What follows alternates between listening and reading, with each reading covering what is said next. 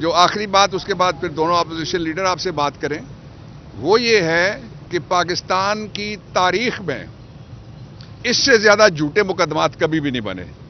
جتنی بڑی تعداد میں پاکستان کی تاریخ میں جتنا بڑا فیشزم ہوا ہے لوگوں کے خلاف، یہ قیام پاکستان کے وقت بھی لوگوں کے ڈیرے نہیں گرائے گئے، لوگوں کے بزنس بند نہیں کیے گئے، فسادات ہوئے تھے، سیدھی سیدھی لڑائیاں ہوئی تھی آپس میں.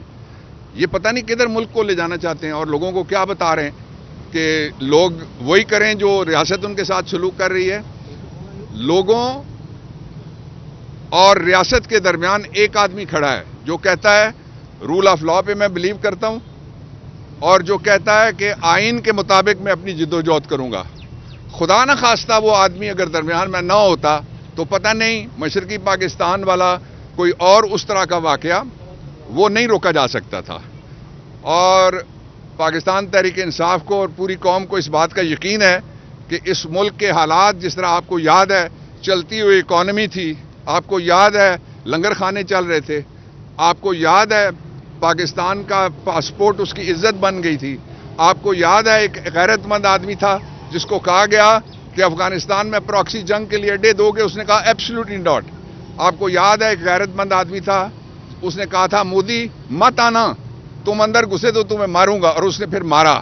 اب یہ سارے سب کے سامنے لیٹے ہوئے ہیں. تو وہ شخص واپس آئے گا. عمران تھا، عمران ہے، عمران ہی رہے گا انشاءاللہ. جی عمر صاحب آپ بتائیے گا کہ ایک طرف تو خان صاحب کہہ رہے ہیں کہ اسٹیبلشمنٹ سے صرف جو مذاکرات ہوں گے، دوسری طرف حکومت بارہا آپ کو دعوت دے رہی ہے کہ آئیں ہمارے ساتھ بیٹھیں، تو معاملہ کس طرف جائے گا؟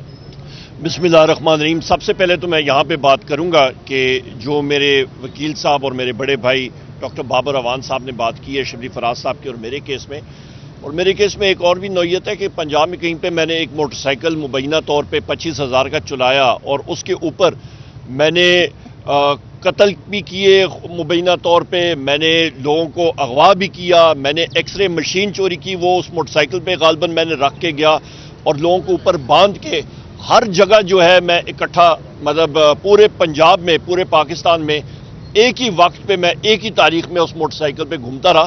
تو یہ تو مطلب ایک فضولیات ہیں، یہ عقل اس کو مانتی نہیں ہے.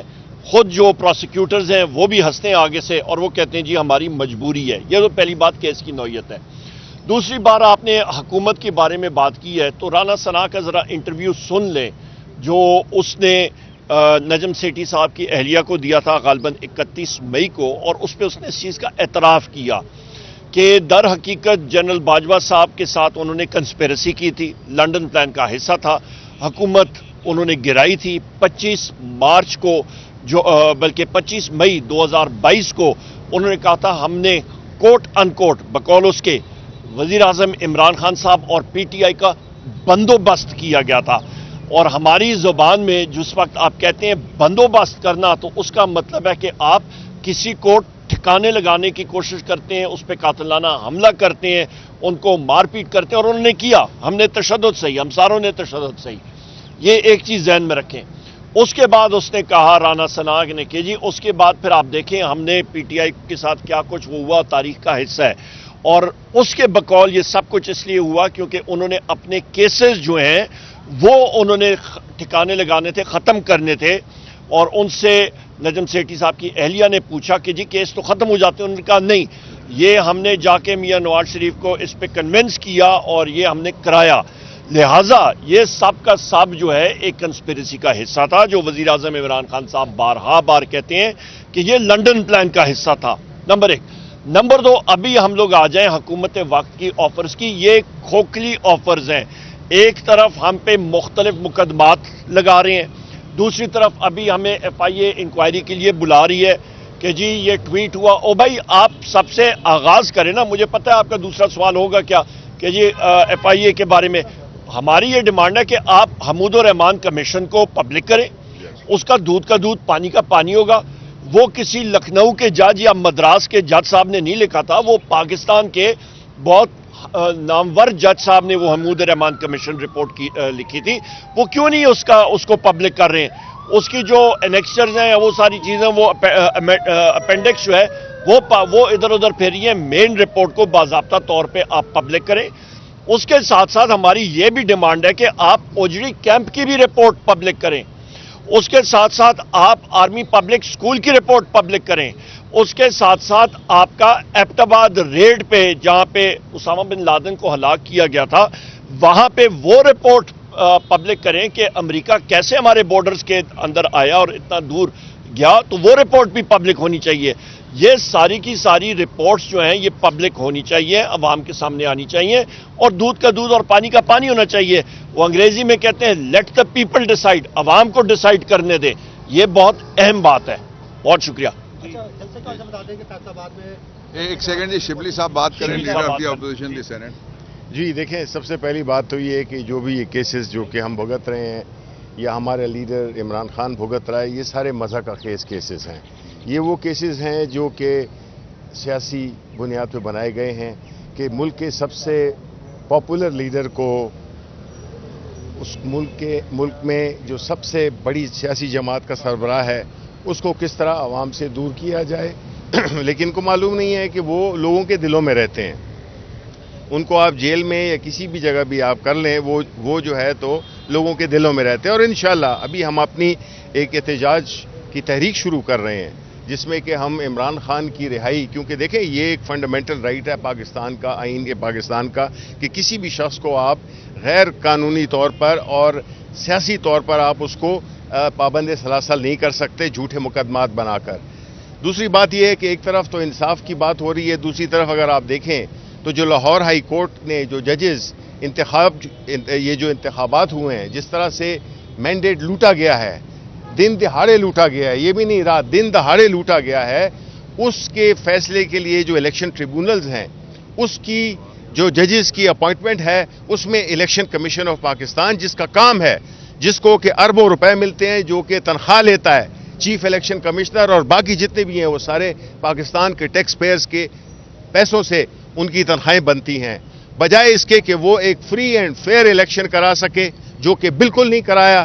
وہ شریک تھے اور اس میں انہوں نے یہ کیا ہے کہ اپنی مرضی کے لاہور ہائی کورٹ کے فیصلے کو نہ مانتے ہوئے انہوں نے اپنی مرضی کے, کیونکہ یہ نہیں چاہتے کہ کلیئرٹی آئے کہ جو انتخابات چوری ہوئے ہیں اس کا ثبوت سامنے آ جائے, اس لیے یہ من پسند ججز کو لگانا چاہتے ہیں. اسی لیے انہوں نے آرڈیننس کا سہارا لیا, اسی لیے یہ تمام وہ چیزیں کر رہے ہیں جس سے کہ یہ شفاف اور ایک منصفانہ کارروائی الیکشن کے جن سے لوٹا گیا ہے ان کو انصاف نہ مل سکے. ہمارے پاکستان تحریک انصاف کا مینڈیٹ لوٹا گیا ہے اور پھر اس کے اوپر ہمیں انصاف بھی نہیں دیا جا رہا. الیکشن کمیشن آف پاکستان جو کہ ذمہ دار ہے, اس کو چاہیے کہ وہ اپنے جو ججز لاہور ہائی کورٹ کی ڈیسیژن ہے اس پہ عمل کرے اور وقت نہ ضائع کرے, کیونکہ اس سے ملک تباہ ہو رہا ہے, ملک نقصان ہو رہا ہے. یہ پارلیمنٹ کسی وقت اس کی کوئی نہیں ہے, اس لیے کہ اس میں وہ لوگ بیٹھے ہوئے ہیں جن کو عوام نے نہیں منتخب کیا, ان کو کچھ لوگوں نے منتخب کیا ہے.